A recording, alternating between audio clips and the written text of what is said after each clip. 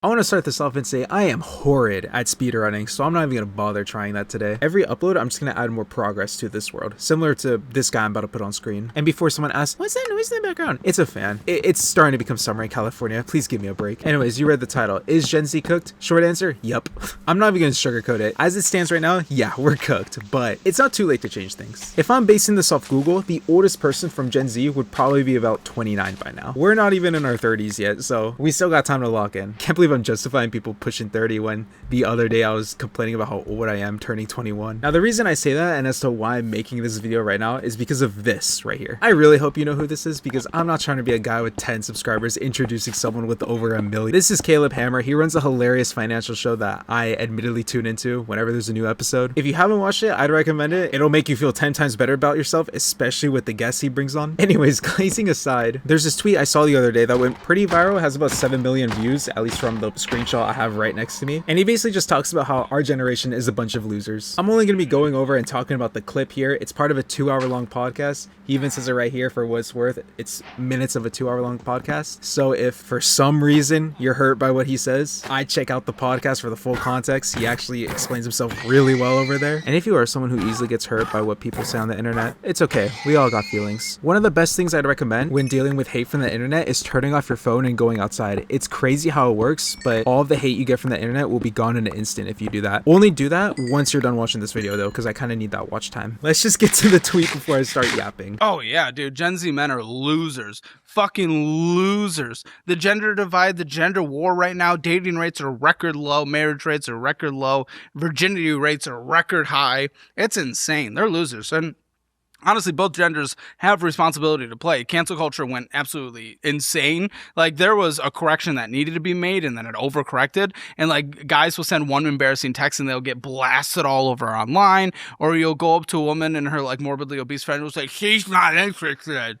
And it's just, like, all these embarrassing moments that are impossible to deal with. So right off the bat, we got him talking about how men are losers because virginity rates and dating rates are record low. And one of the main reasons for it is because cancel culture and media portrayal. And honestly speaking, both genders are at fault here. Guys not having the confidence to go up to women and being themselves. I personally think that's a big problem this generation has. Combined with the overcorrection that cancel culture has become, you have a pretty good recipe that divides men and women. There are definitely many different reasons as to why it's become this way, and as to why, you know, dating and virginity rates are record low, but that's for a smarter person to talk about. Okay, I'm here playing Minecraft talking about a Twitter clip. Back to the clip. He is absolutely right about someone sending an embarrassing text and being plastered all over the internet as someone who they really aren't. And even the ever so popular fridge protecting the snacks situation. Nobody, both men and women, want to be part of the butt end of a joke that they weren't even planned to be part of in the first place. We live in a time where people will get canceled over the smallest things, and even people stretching a situation to make it look like someone did something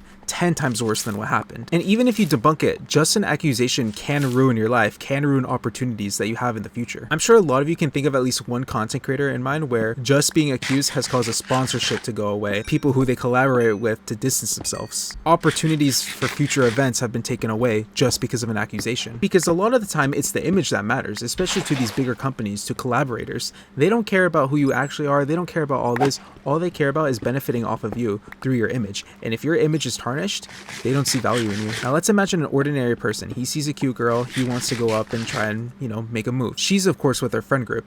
If one of her friends records the situation and then posts it on Instagram with the title being like, loser creep tries to hit on my friend, it blows up. All of a sudden, he's a loser, he's a creep to thousands of people online. Jobs may see it, colleges might see it if he's a student. All because he just wanted to shoot his shot. Now, of course, this is situational because there are some loser creeps out there who approach women the wrong way. But for this example, I'm just pretending it's your average Tom, just, you know, just out. It's just one of those things where it's not really worth the risk, since the risk, of course, outweighs the reward. And we got our whole lives to find someone, so it's not really that big of a deal if she says no.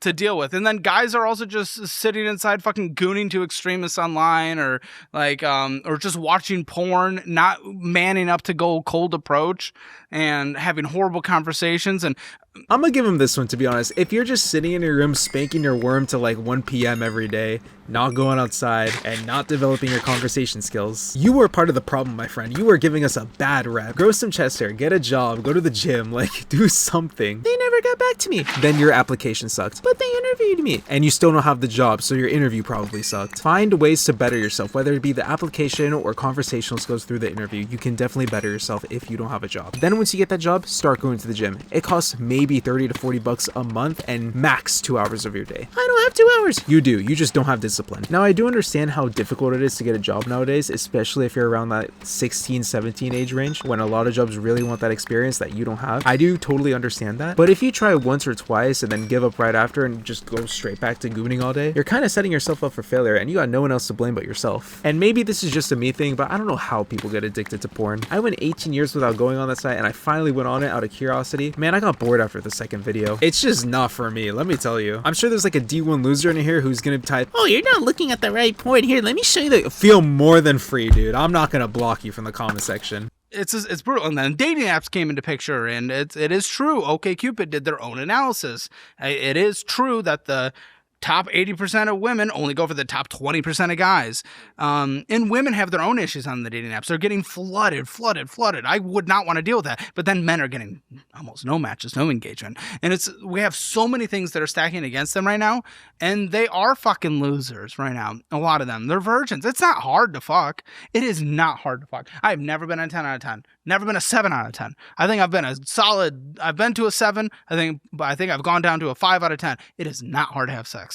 Before any notoriety or money, it is not hard. Now, I've only been in one relationship, so I can't really talk too much here. But from a general standpoint, I do agree with him that it's not inherently hard to have sex. I do think it's hard to find someone you want a relationship with that's more than just sex.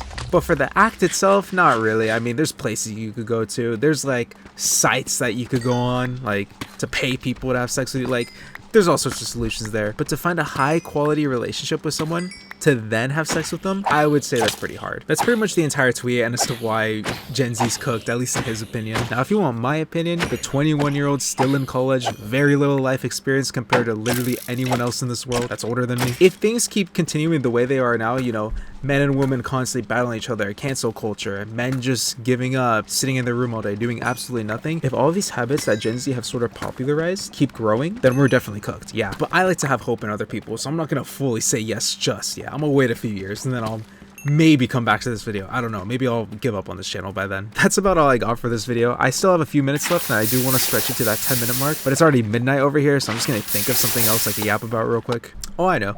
If you're new to this channel and this is only the first or second video you've ever watched from me, I would totally recommend watching my shorts content. That'll give you a better idea as to who I am as a person. And if you don't like me, cool, all good. I'll see you never.